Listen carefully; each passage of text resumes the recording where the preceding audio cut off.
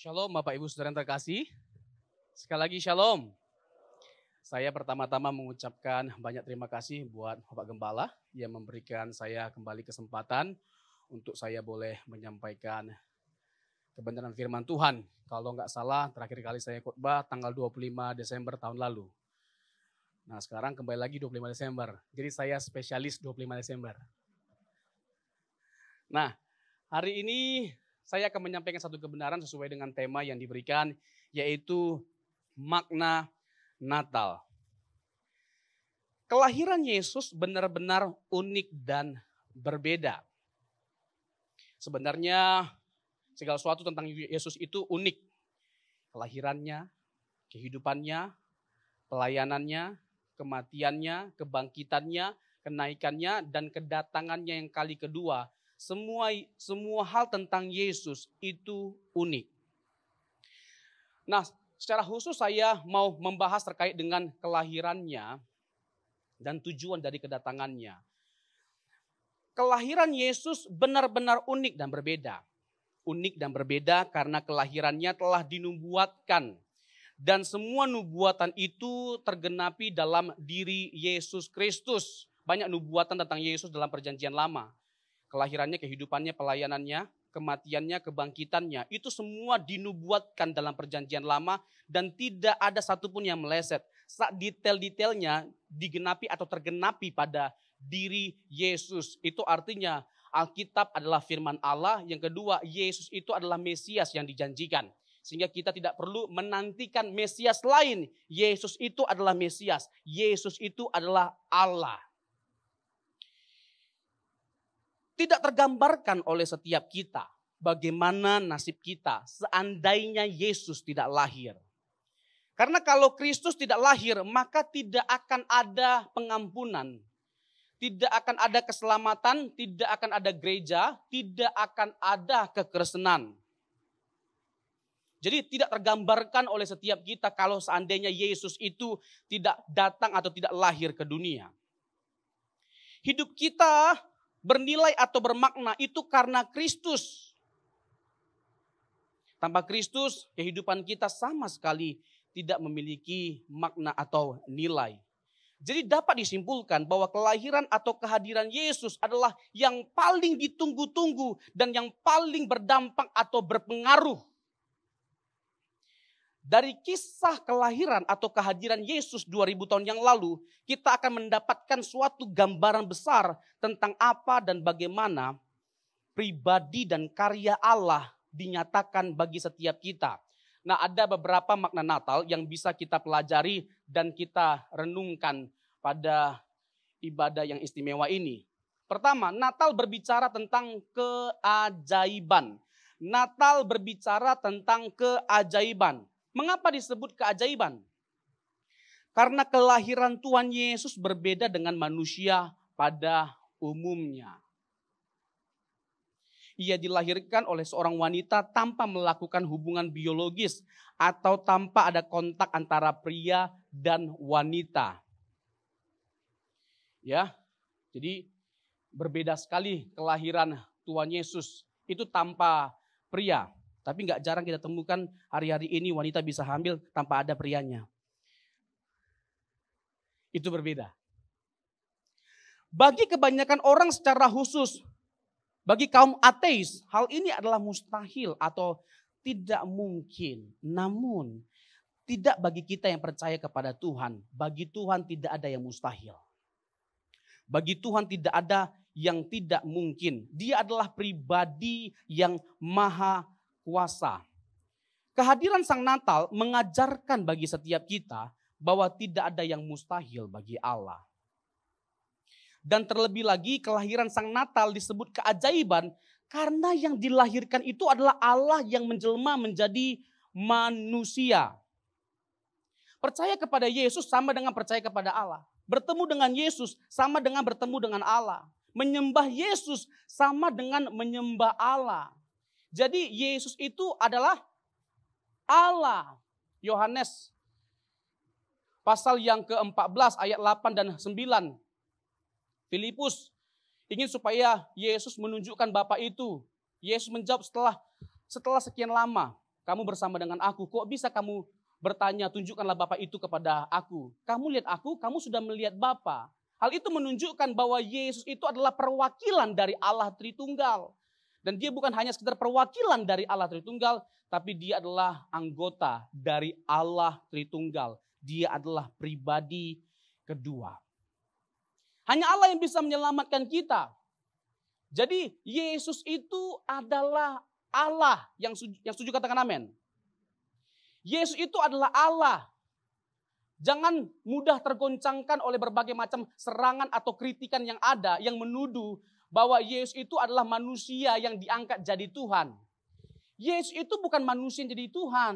Jangankan manusia jadi Tuhan, manusia jadi Hulk aja itu hanya ada di bioskop, bah. Jadi Avatar hanya di bioskop, Wakanda Forever. Itu hanya di bioskop. Apalagi manusia jadi Tuhan, tidak ada apa. Yesus itu adalah Tuhan yang jadi manusia, bukan manusia yang jadi Tuhan. Bagaimana dengan konsili Nicea tahun 325? Konsili itu diadakan bukan untuk mengangkat ketuhanan Yesus, tapi memformulasikan apa yang sudah diyakini oleh jemaat mula-mula dan para rasul. Di mana ada manusia yang bisa mengampuni dosa? Markus pasal yang kedua. Dari ayat yang ke-7. Yesus mengampuni dosa. Lalu orang-orang Israel, orang Yahudi, ahli Taurat itu menjadi marah. Karena apa? Mengampuni itu pekerjaan siapa? Pekerjaan Allah. Nah, Yesus secara tidak langsung sedang menyamakan dirinya dengan Allah ketika dia mengampuni. Tetapi dia menunjukkan bahwa dia adalah Allah itu sendiri dengan melakukan mujizat. Mujizat yang dia lakukan itu memverifikasi kebenaran bahwa dia punya hak untuk mengampuni dosa. Ayat 9 dan 10. Dikatakan bahwa anak manusia berkuasa untuk mengampuni dosa. Anak manusia berkuasa untuk mengampuni dosa.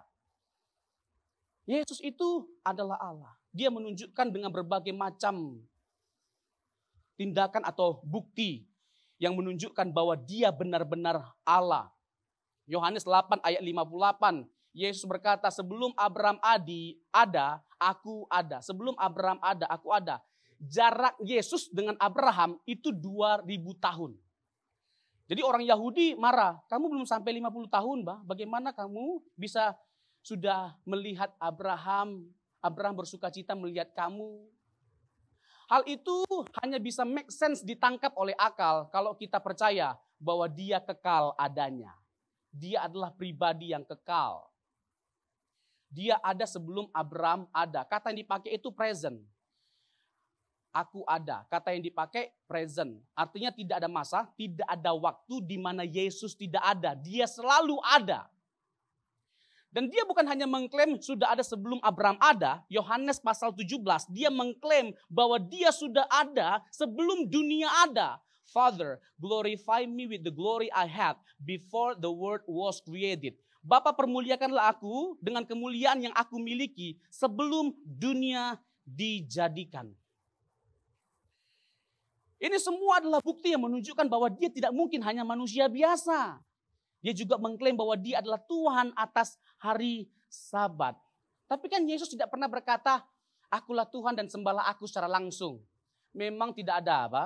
Dan konteksnya tujuan dia misinya bukan untuk itu. Tetapi bukan berarti tidak terbukti bahwa dia adalah Tuhan. Tindakannya, ajarannya, otoritasnya bisa menjadi bukti ketuhanannya. Karakteristik yang ada pada Yesus bisa menjadi bukti dari ketuhanannya. Jadi nggak perlu secara langsung dia mengungkapkan. Meskipun dia tidak pernah berkata secara langsung, dia adalah Tuhan dan meminta untuk disembah. Tetapi Yesus pernah diakui sebagai Tuhan, disembah sebagai Allah, dan dia tidak menolak penyembahan itu. Yohanes 20 ayat 28, ketika Thomas tidak percaya, ragu. Benar nggak Yesus ini bangkit? Sekali-kali aku tidak percaya kalau aku tidak melihatnya langsung. Meraba tangannya, mencucuk lambungnya. Lalu Yesus menampakkan diri, dia mendapatkan kasih karunia Allah. Lalu apa kata Thomas? Ho kriosmu kai hoteosmu. Ho kriosmu kai hoteosmu. Ini bukan bahasa roh, bahasa Yunani. Ya Tuhanku, ya Allahku. Nah kalau dia bukan Tuhan, dia harus menolak pengakuan itu, penyembahan itu. Dia harus menolaknya. Sama seperti yang dilakukan oleh Paulus dan Petrus ketika pelayanan di Ikonium atau Derbe. Kisah Rasul pasal yang ke-13. Banyak mujizat yang mereka lakukan, lalu banyak orang terkagum. Lalu menyembah mereka. Yang satu dianggap sebagai dewa Zeus, yang satu lagi Hermes. Ini dewa bukan tas. Lalu apa yang mereka lakukan? Mereka menolak pengakuan itu, penyembahan itu. Karena apa? Mereka bukan Allah. Di di kitab Wahyu pasal yang ke-22, Yohanes itu menyembah malaikat setelah dia menunjukkan semua kejadian yang akan datang. Lalu apa yang dilakukan oleh Yohanes? Dia tersungkur menyembah malaikat itu. Apa kata malaikat itu? Jangan, jangan, aku sama kamu sama-sama hamba. Hanya dia yang layak disembah. Nah kalau Yesus bukan Tuhan, kalau dia bukan Allah, dia harus melakukan hal yang sama. Tapi karena dia adalah Tuhan, dia adalah Allah, maka dia tidak menolaknya. Kita bersyukur punya Tuhan seperti Yesus. Kita bersyukur punya Tuhan seperti Yesus. Untuk itu jangan ada apapun atau siapapun yang bisa menggoncangkan iman kita. Jangan jual iman kita karena apapun dan siapapun. Ini gak ada aminnya ini. Hanya karena tata, hanya karena jabatan, hanya karena ingin cowok ganteng, kaya, maco.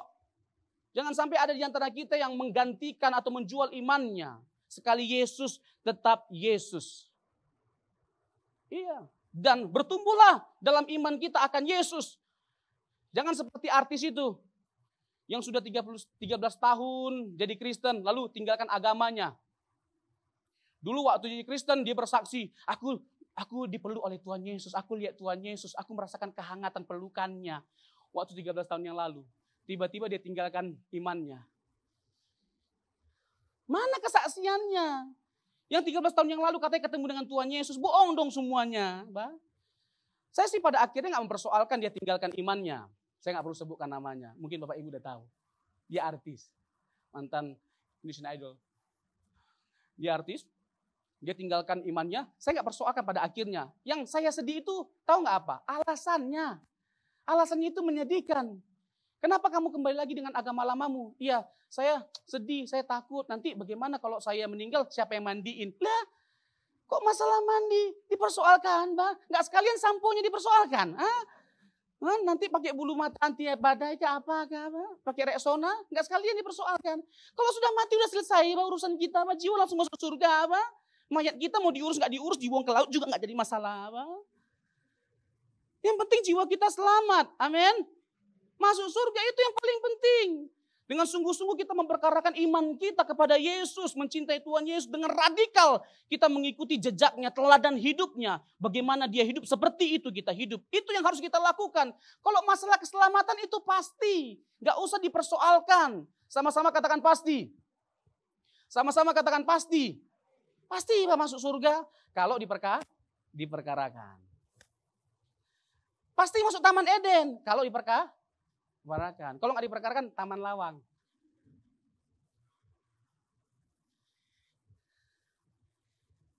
Jadi Yesus itu adalah Tuhan, Yesus itu adalah Allah. Jangan ada apapun yang bisa menggoncangkan iman kita, menggeser iman kita akan Kristus. Kalau kita percaya Yesus, persoalannya ini kekekalan, bukan kesementaraan. Ini persoalannya kekekalan. Semua yang ada di dunia ini sementara, fana.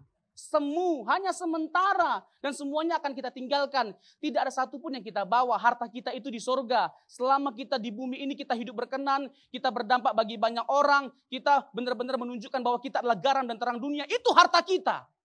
Ada saudara kita yang butuh bantuan, pertolongan, sakit, kita bantu. Itu harta kita. Amin. Iya. Kita punya uang, punya harta. Ada orang sakit. Kasih dulu Pak uang baru doakan. Jangan doa panjang-panjang tapi gak kasih uang Pak. Hanya 100.000. Tambah lagi pakai bahasa rokura bahasa kukura.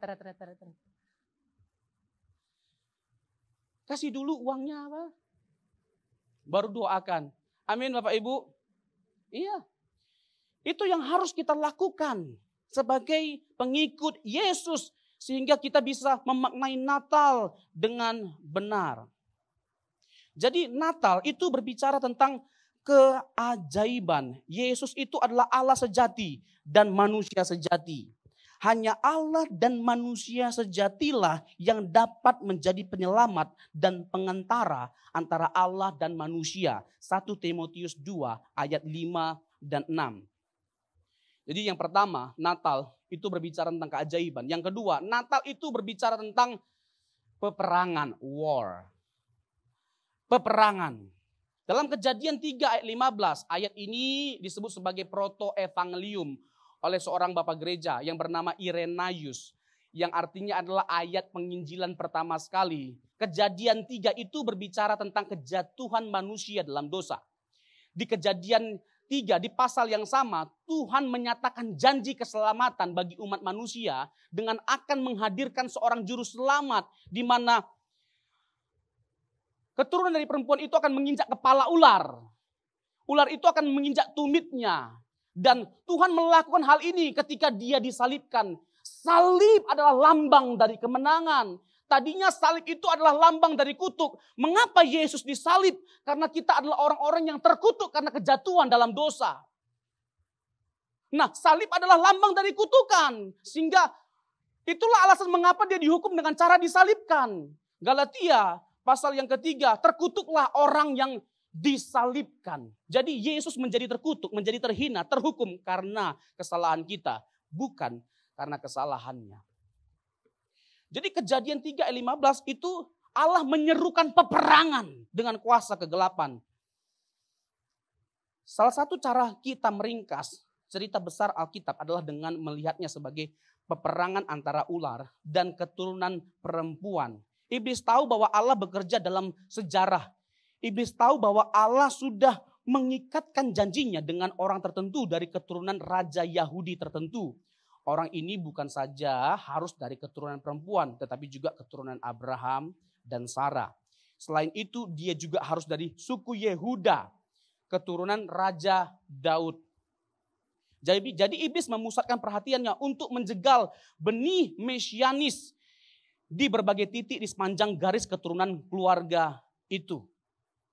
Dan kita bisa melihat upaya yang luar biasa yang dikerjakan oleh iblis atau kuasa kegelapan untuk menggagalkan rencana Allah dalam menyelamatkan setiap kita melalui anak tunggalnya. Seperti pada waktu Fir'aun membantai bayi laki-laki orang Ibrani, Herodes pun berusaha melakukan pembantaian serupa di Bethlehem ketika Yesus lahir. Ironisnya, Allah menyelamatkan anaknya bersama Yusuf dan Maria, ibunya, dengan menyuruh mereka menyingkir ke Mesir. Ketika Yesus kembali bersama keluarganya untuk menetap di kota Nazaret. Peristiwa itu seperti kisah keluaran yang lain yang menggenapi nubuatan Hosea 11 ayat 1. Dari Mesir kupanggil anakku.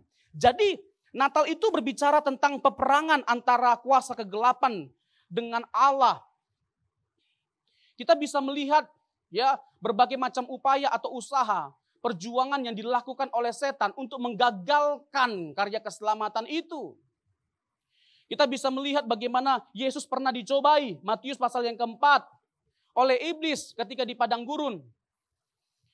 Apa yang terjadi? Pencobaan apa yang terjadi? Yang pertama, mengubah roti jadi salah. Mengubah batu jadi ini kuis Alkitab. Mengubah batu jadi roti. Bisa nggak Allah melakukannya? Bisa nggak Yesus melakukannya? Jangankan mengubah batu jadi roti, mengubah iblis jadi bakpo juga bisa, apa? Apalagi batu jadi roti kecil, Pak. Tapi ini kan masalah tunduk sama siapa? Tunduk kepada Allah atau tunduk kepada iblis? Nah, ini merupakan gambaran dari Adam dan Hawa juga. Mereka memilih untuk tunduk kepada iblis, bukan kepada Allah. Gagal mereka. Jadi kita harus bahagia menurut versinya Tuhan. Mendeskripsikan kebaikan dan kebahagiaan itu menurut versinya Tuhan. Bukan maunya kita atau versinya kita. Kenapa kita sering tidak bahagia? Karena kita tidak mau ikut caranya Tuhan, Pak. Kita maunya dengan cara kita bahagia dengan waktunya kita. Nah, kita harus belajar untuk melihat teladan yang Yesus berikan bagi setiap kita. Selain dia disuruh untuk mengubah batu jadi roti, lalu dia diangkat ke hubungan bait Allah. Lalu disuruh apa? Menjatuhkan dirinya. Supaya apa? Ditatang oleh para malaikat. Yesus tidak melakukan hal itu. Terakhir dia disuruh apa? Menunjukkan semua kemegahan dan keindahan dunia. Lalu sembahlah aku dan aku akan memberikan dunia. Kurang ajar sekali nggak iblis ini? Dia makhluk, dia ciptaan, menyuruh pencipta untuk menyembah dia. Gimana apa ceritanya? Kurang ajar sekali. Tapi memang setan itu memang punya kekuatan yang luar biasa. Jangan main-main. Jangan menganggap remeh setan. Makanya saya nggak suka sama lagu sekolah minggu tuh. Dong, ada iblis di bawah kolong. Hatiku mau dicolong. Oh Tuhan segera colong. Ngapain iblis di bawah kolong? Kayak kurang kerjaan. Itu tidak alkitabiah. Jangankan kita, Pak. Yesus aja dia cobai, apalagi kita, Pak. 2 Korintus 12, itu Paulus dicobai oleh siapa? Oleh utusan iblis. Bukan iblis loh. Baru utusan iblis aja sudah tergocoh Paulus. Itu baru utusan. Paulus hebat enggak? Paulus hebat luar biasa. Intelektualitasnya jangan diragukan. Spiritualitasnya, karunia-karunianya. Orang sakit dia doakan sembuh. Bahkan dengan sapu tangannya dia bisa menyembuhkan orang sakit. Tapi ingat sapu tangan Paulus bukan kita. Pak. Kalau Paulus menyembuhkan kita mempingsankan. Sebulan enggak dicuci. Nah ada utusan iblis kata Paulus. Datang untuk menggocoh aku. Ini bukan main-main. Setan itu punya kuasa. Nah itu sebenarnya menarik ya. Kalau kita lihat 2 Korintus pasal yang ke-12 itu. Ada pelajaran yang mahal yang bisa kita petik. Kita bisa sangat terberkati kalau kita merenungkan pengalaman Rasul Paulus itu. Ya, di mana dikisahkan bahwa 14 tahun yang lalu dia dibawa Tuhan ke sorga. Tetapi tidak dengan mudahnya dia menyombongkan kesaksiannya. Menyaksikannya kemana-mana. Dia tahan sampai 14 tahun loh. Hal itu bisa membuat dia menyombongkan diri sebenarnya. Makanya Tuhan kasih duri dalam daging supaya dia apa? Tidak menyombongkan diri. Kalau sekarang mudah kali orang bersaksi, aku naik turun surga. Tuhan Yesus turun sekali, naik sekali. Kamu naik apa? Naik turun surga. Naik lift kah? Iya kan? Naik sekali, naik turun surga, eskalator. Ada-ada aja. Tuhan kasih sesuatu yang menyakitkan. Sesuatu yang tidak enak, sesuatu yang tidak menyenangkan. Tapi pada akhirnya dengan kedewasaan Paulus menyadari bahwa itu diizinkan Tuhan tujuannya untuk mendatangkan kebaikan bagi Paulus. Supaya dia tidak menyombongkan diri. Kesombongan adalah awal dari kehancuran.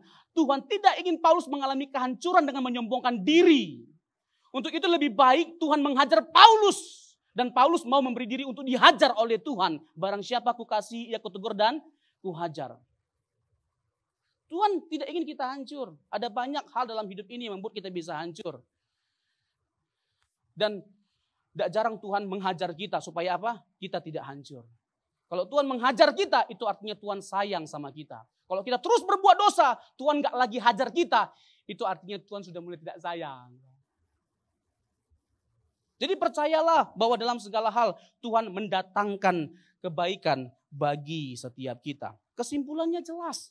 Yesus sudah memenangkan peperangan itu.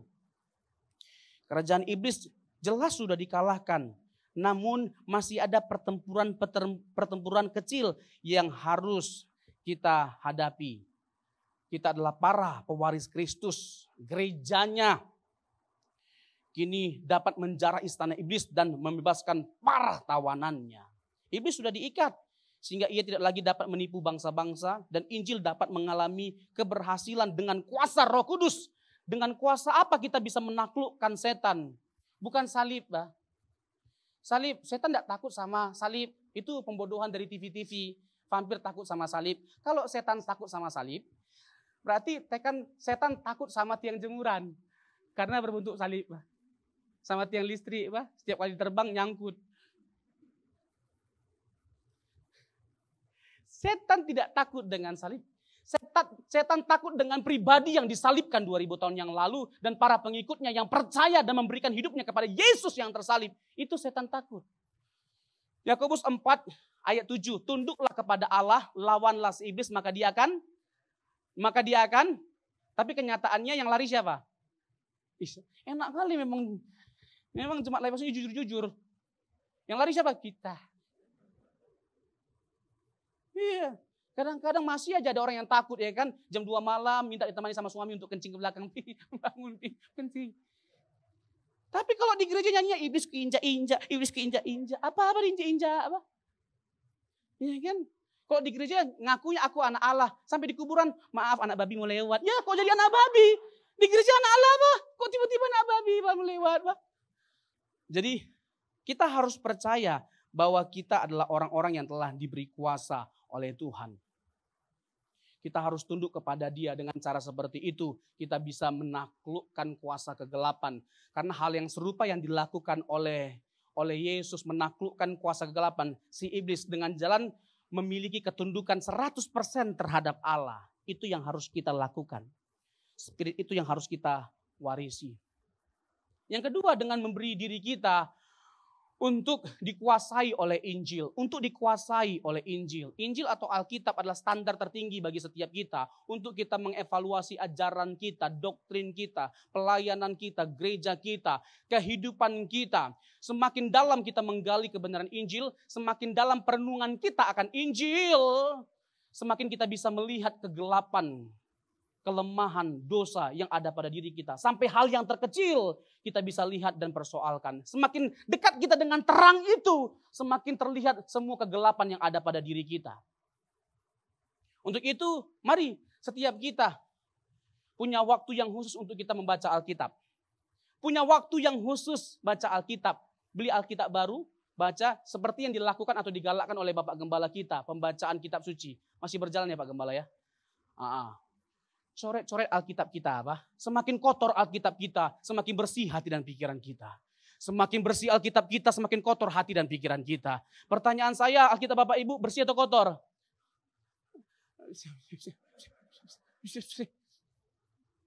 Siapa yang sudah selesai baca Alkitab Perjanjian Baru?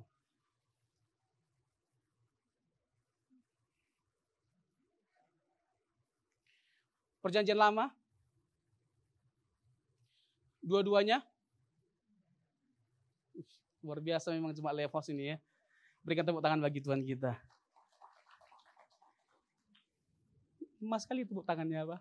Padahal ini Natal Pak. Tenang Bapak Ibu, habis ini kita makan di rumah masing-masing. Jadi dengan kita membaca Alkitab kita, sediakan waktu kita untuk baca Alkitab setiap hari. Kita nggak bisa hidup tanpa firman Tuhan. Amin. Semakin sering kita baca firman Tuhan, semakin pikiran kita, hidup kita, perkataan kita diwarnai oleh firman Tuhan. Apa yang mewarnai hidup kita bergantung pada apa yang kita masukkan dalam pikiran kita. Kalau kita memasukkan hal-hal yang baik, maka hal-hal yang baiklah yang akan terlihat dari kehidupan kita. Yang setuju katakan amin. Yang setuju katakan amin. Iya. Jangan kalau film Korea aja kita tonton bisa berjam-jam, Pak. Alkitab enggak bisa, Pak. Sampai lebih tahu kita bahasa Korea daripada Alkitab. Sarangnya, hamsamida. Oh, musuh? Oh, mungkin semua. Harasso. Lebih tahu bahasa Korea, Pak, daripada ayat Alkitab, Pak. Ini kan, ayat Alkitab pun yang dihafal itu yang terkait dengan berkat-berkat jasmani. Matius 6 ayat 33, apa bunyinya? Matius 6 ayat 33, cari dahulu kebenarannya, maka segala sesuatu akan hafal. 1 Yohanes 2 ayat 6. Tahu bahasa Indonesia. 1 Yohanes 2 ayat 6, barang siapa yang mengaku mengenal Dia, ia wajib hidup sama seperti Yesus hidup. 1 Yohanes 2 ayat 6, ia wajib hidup sama seperti Yesus hidup. Jadi setiap kita punya kewajiban yang sama, baik orang miskin, orang kaya, atau siapapun kita dengan berbagai macam latar belakang kita. Kita punya kewajiban yang sama ketika percaya Yesus, di mana kita harus hidup seperti Dia hidup. Bagaimana Yesus hidup? Dia melayani bukan untuk dilayani. Saya senang ya di Life House ini ya. Salah satu yang buat saya senang itu, maaf nih ya kalau saya ungkapkan ini ya Pak Gembala ya. Rata-rata kan yang asyir itu kan Itu orang-orang hebat semua. Orang-orang sukses semua. Maaf nih, orang kaya juga. Tapi mereka mau bisa melakukan hal-hal yang sederhana seperti itu. Jadi asyir. Itu hebat. Boleh beri tepuk tangan bagi Tuhan kita? Kadang-kadang nih selesai ibadah, mereka juga yang mengut sampah, rapiin kursi. Itu orang kaya. Itu sebuah teladan yang luar biasa. Kadang-kadang kita sebagai hamba Tuhan, pendeta ini malu, lihat ada orang yang seperti itu padahal orang hebat. Tapi itulah yang harus kita lakukan. Yesus datang bukan untuk dilayani, tapi kalau Yesus aja seperti itu, apalagi kita, siapa kita? Kalau Yesus saja mengosongkan dirinya, yang empunya alam semesta loh, yang empunya semuanya loh, pencipta kita loh, yang memiliki segala sesuatu yang kita miliki loh, bisa dia mengosongkan diri, merendahkan diri, menjadi sama seperti kita dengan menjadi hamba, apalagi kita. Jadi jangan sampai ada yang tersinggung hanya karena nggak dihormati, nggak dihargai. Siapa kita, Pak? Makanya pasang anti gores, jangan hanya handphone aja dipasang anti gores, hatinya dipasang anti gores, tebal-tebal, supaya nggak gampang tersinggung, nggak gampang tersakiti. Amin. Nggak gampang benci, marah. Benci, amarah, kepahitan itu semua sampah. Hati kita bukan tempat sampah. Amin. Yes. Itu quotes the day. Ini kan, hati kita bukan tempat sampah. Jangan di-entertain kebencian itu. Dibuang yang ada, buang pada tempatnya. Alkitab berkata, jagalah hati kita dengan segala kewaspadaan. Karena dari situlah terpancar kehidupan. Kan ada lagunya itu. Jagalah hati, jangan kau nodai. Jagalah hati, lentera hidup ini. Ku kan menarikan. Itu lain lagu.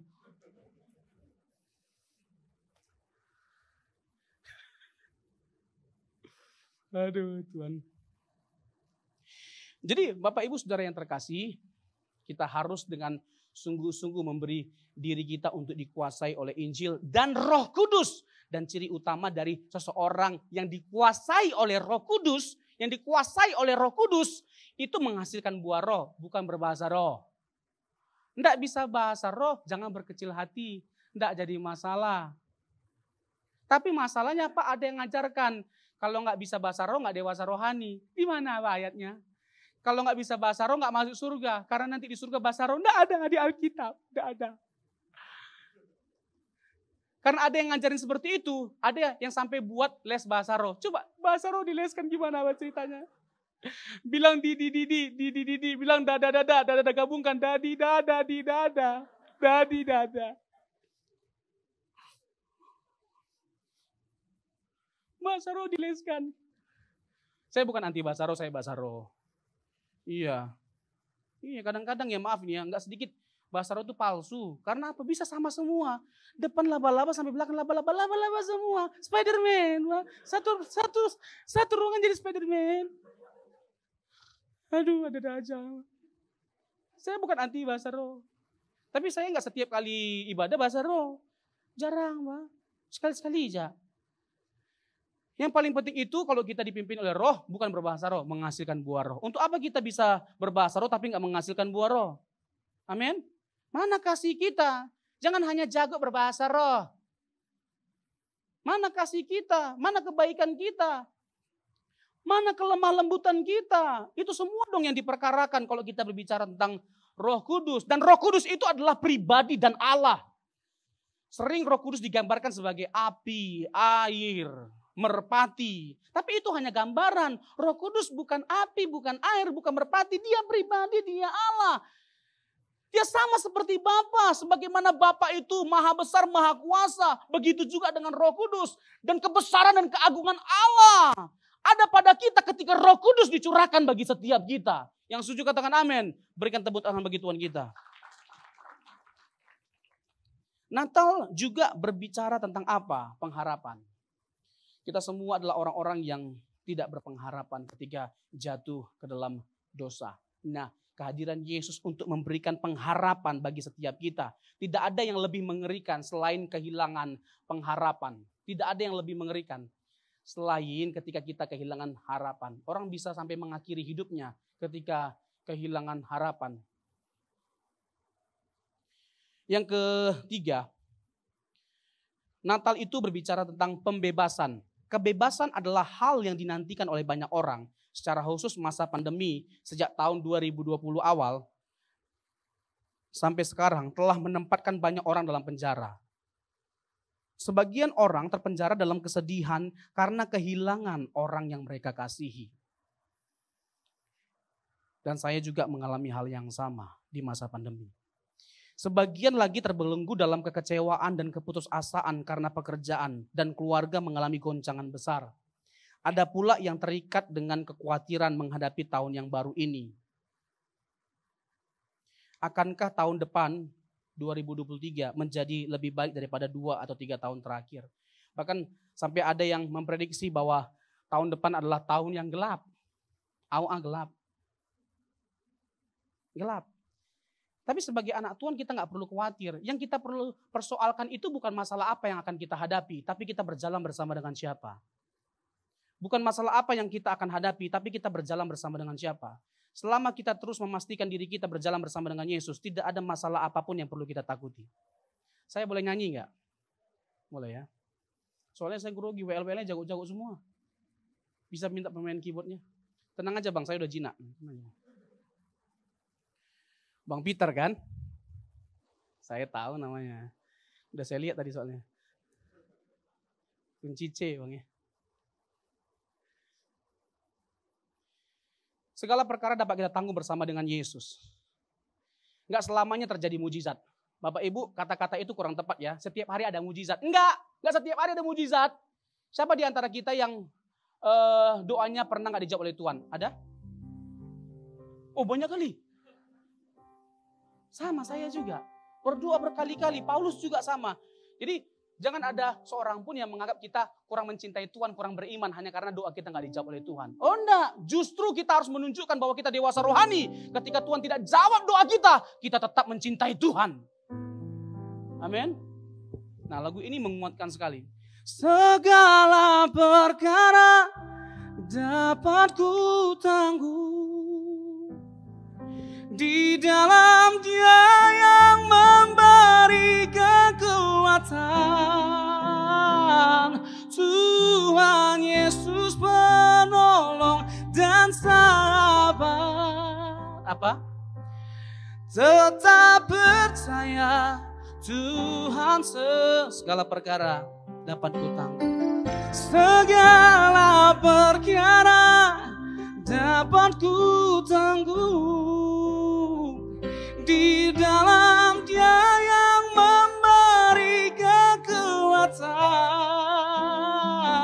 Tuhan Yesus menolong. Tetap percaya Tuhan setia. Jadi percayalah Bapak Ibu, Tuhan tidak akan pernah meninggalkan kita. Penyertaan Tuhan itu cukup bagi setiap kita. Mungkin gak ada mujizat Dia nyatakan, tetapi Dia selalu menyertai kita dan memberikan kita kekuatan.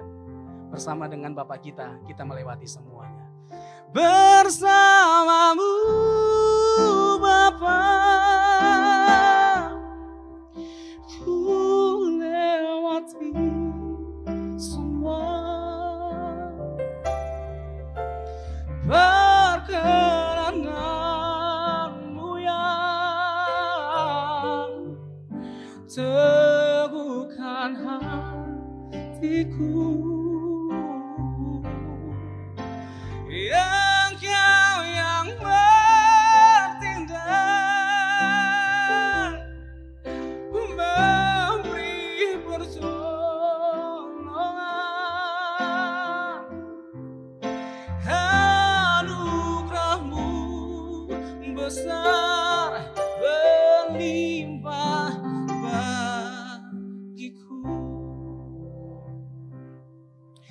Saya boleh nanya gak Bapak Ibu? Kamu nanya.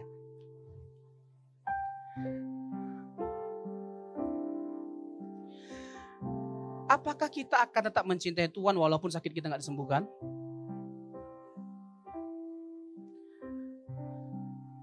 Apakah kita akan tetap mengasihi Tuhan, percaya kepada Tuhan, melayani Tuhan walaupun mujizat gak dinyatakan?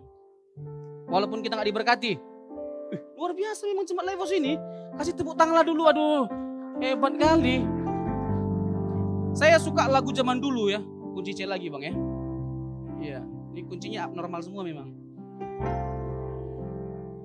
Lu suka dengan lagu zaman dulu ya. Ada satu lagu yang dulu suka dinyanyiin sama gereja Pentakosta waktu miskin-miskinnya. Kalau sekarang udah kaya-kaya. Padahal lagu ini sangat memberkati. Meskipun saya susah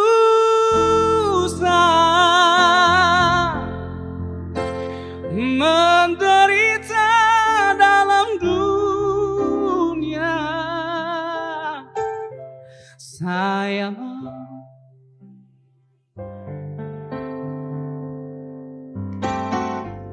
sampai selama-lamanya. Sekali lagi ya, meskipun pikul salib. Meskipun pikul salib, sangkal diri tiap hari. Saya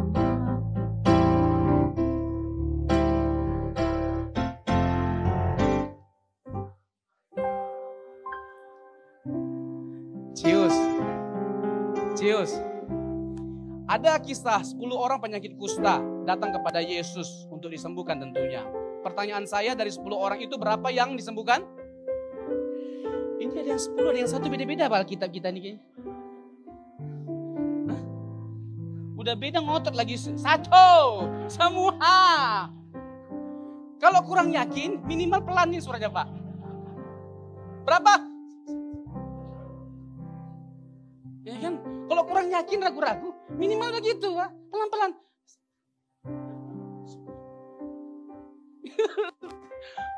Dan 10 orang penyakit kusta, berapa orang yang sembuhkan? Masih ada yang 1 loh. Bisa, dengan ada saksi Yehova di sini.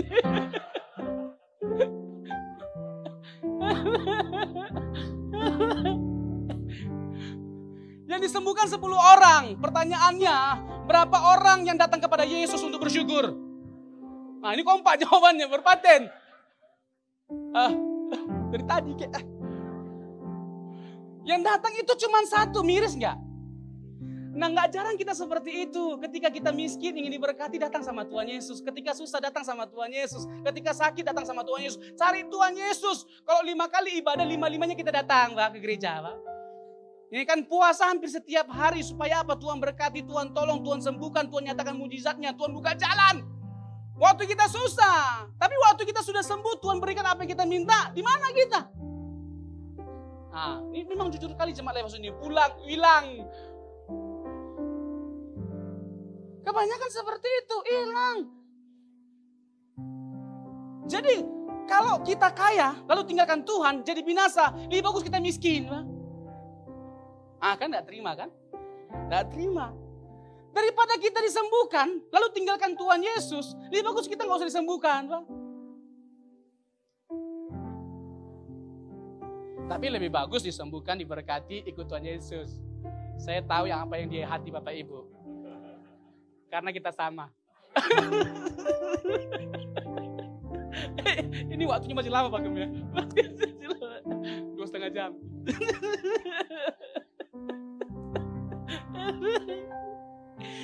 Aduh. Jadi kita harus bisa menunjukkan cinta kita, kesetiaan kita kepada Tuhan apapun yang terjadi. Amin. Sama-sama kita radikal mencintai Tuhan Yesus. Dengan apa? Dengan kita mengalami perubahan. Bapak Ibu, tidak ada masalah apapun yang tidak bisa kita hadapi selama kita bersama dengan Yesus. Tidak ada masalah yang lebih besar selain kita nggak kunjung berubah. Ini masalah yang lebih besar. Ini masalah yang kita khawatirkan. Tidak ada masalah yang lebih besar selain kita nggak kunjung bertobat. Itu masalah. Ini masalah yang sebenarnya. Ini yang kita takutkan. Bukan masalah yang di hari esok. Ada Tuhan kok yang mendahului kita. Sehingga kita nggak perlu khawatir atau takut. Tapi kalau kita terus hidup dalam dosa. Nggak kunjung berubah, nggak kunjung bertobat. Inilah masalah sebenarnya. Inilah yang membuat hidup kita hancur. Inilah yang membuat rumah tangga kita hancur. Inilah yang membuat keluarga kita hancur. Pekerjaan kita hancur, pelayanan kita hancur. Karena kita gak kunjung berubah. Tapi kalau kita sungguh-sungguh mencintai Tuhan dan radikal mengikuti Dia, tidak ada satupun masalah yang bisa menghancurkan setiap kita. Berikan tepuk tangan bagi Tuhan kita. Jadi pertobatan itu perlu. Yesus datang bukan hanya untuk memberikan keselamatan, penebusan, kehidupan kekal bagi setiap kita. Dia membawa perubahan. Dan Dia ingin supaya kita mengalami pertobatan. Injil itu bukan hanya berbicara tentang apa yang Allah perbuat bagi setiap kita. Itu masih setengah Injil, masih setengah kebenaran. Injil juga berbicara tentang apa yang Allah ingin untuk kita perbuat dalam hidup kita. Di mana kita mencintai Dia seperti Dia mencintai setiap kita. Semuanya tanpa terkecuali. Ini menjadi pergumulan kita bersama. Bagaimana kita menyambut Sang Natal dengan kita terus menghiasi diri kita. Kita mempelai wanita. Kita mempelai wanita. Dia mempelai pria. Sebagai mempelai wanita, apa yang harus kita lakukan? Ketika kita sedang melakukan pernikahan misalnya ya. Kita menjadi mempelai. Ya kan? Kita menjadi princess dalam waktu 1 hari. Ya kan? Begitu Piao Liang. Cantik, dandani semuanya, menghiasi diri kita begitu luar biasa. Nah, itulah yang harus kita lakukan, menghiasi diri kita sebelum mempelai pria itu datang kali kedua. Sebelum mempelai itu datang kali kedua. Pak, ada bapak-bapak nggak di sini? Pak, mari kita berubah. Amin, Pak. Iya. Jangan sampai ada Will, wanita idaman lain.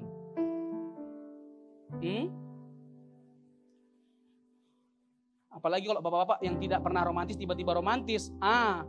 Itu curigai, patut dicurigai. Tapi jangan sedikit karena romantis langsung kamu selingkuh ya. Jangan juga. Kita mau berubah. Semua tanpa terkecuali termasuk saya.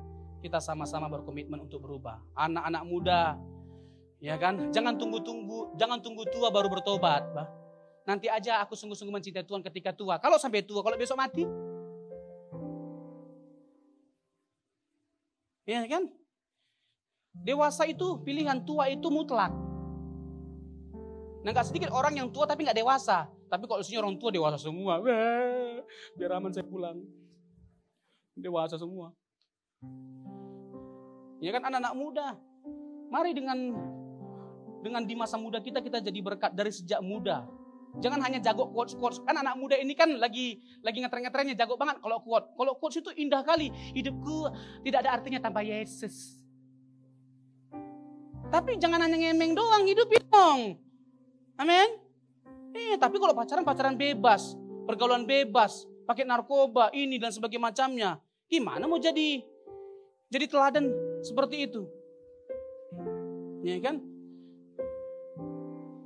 Kalau kita mau pacaran gak jadi masalah. Silakan aja. Gak salah kok dengan pacaran. Tapi hati-hati. Kita mau jaga kekudusan. Amin. Iya. Yang cewek-cewek jangan mau tergoda apapun kata-kata pria buaya darat. Tempatkan buaya pada tempatnya. Di sungai bukan di darat. Ya kan? Jangan mudah tergoda. Kamu tahu nggak? Tinta apa yang nggak bisa pudar? Tintaku padamu. Kamu tahu nggak kenapa pelangi itu sebelah? Karena sebelah lagi di mata kamu. Kamu tahu nggak perbedaan kamu sama angka 9? Kalau 9 itu 9, kalau kamu main. Waktu pacaran, yang. Kamu tahu nggak? Aku nggak punya apa-apa. Aku hanya punya kamu. Terus cewek harus meleleh, toti. Pas nikah berkeluarga marah-marah dia. Papi keterlaluan, apa-apa gak punya. Mobil gak punya, rumah gak punya, uang gak punya. Loh, waktu pacaran aku udah jujur sama kamu. Aku bilang aku gak punya apa-apa. Kamu bilang, toti.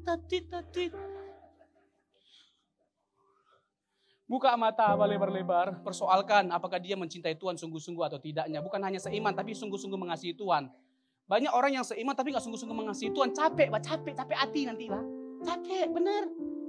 Iya, nasi sudah jadi bubur, udah makan aja, Pak. Kasih cakwe, ke telur, kasih daun-daun biar tambah enak, Pak. Udah nikmati aja, Pak. Jangan menyesal di kemudian hari. Jangan bilang begini, kamu dapat aku itu anugerah, tapi aku dapat kamu musibah. Jangan, Pak. Pak Pendeta nanti langsung konseling sama Pak Gembala, Pak Wigan. Pak Gembala, iya kenapa? Itu suami aku. Kenapa? Ya aku pikir dia pangeran, ternyata kolor hijau, Pak Pendeta. Yang cowoknya juga begitu, Pak Pendeta konseling. Aku pikir dia bidadari, ternyata aku tilanak, Pak Pendeta. Sami mawon. Nasi sudah jadi bubur makan, Pak. Jadi mari Bapak Ibu, semua kita tanpa terkecuali, kita sungguh-sungguh menyerahkan hidup kita. Kita harus memaknai Natal ini dengan baik, dengan benar. Kita berfokus pada pemulihan diri dan relasi kita. Kalau ada suami yang selama ini kurang jadi berkat dan kurang sungguh-sungguh mengasihi istri dan anak-anaknya, ini waktunya untuk kita melakukan pemulihan hubungan. Mulai mempraktikkan kebenaran dari rumah. Kebenaran dan kasih kita praktekkan dari rumah. Yang ada hanyalah kemunafikan kalau kita bilang bahwa kita baik di luar sana, kalau kita nggak baik sama suami dan istri. Mulai dari rumah. Dan biarlah kiranya kebenaran firman ini terus memberkati, mengingatkan, menegur, dan kita hidupi sehingga nama Tuhan dipermuliakan. Tuhan memberkati. Mari kita bangkit berdiri di hadapan Tuhan.